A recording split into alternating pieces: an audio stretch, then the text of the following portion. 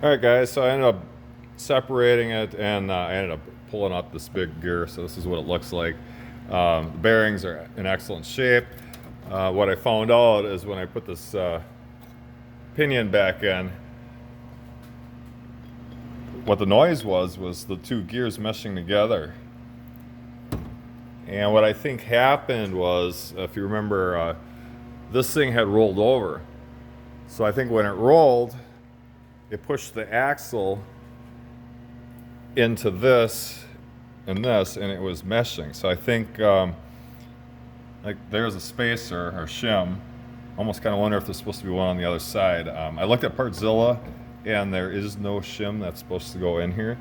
So I'm thinking this thing just got shoved over and is putting pressure against this pinion gear.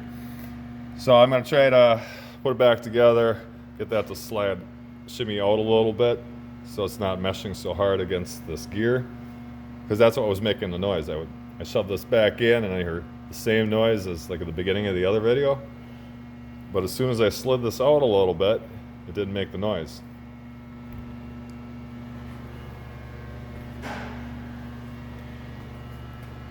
So I'm gonna play around with this a little bit.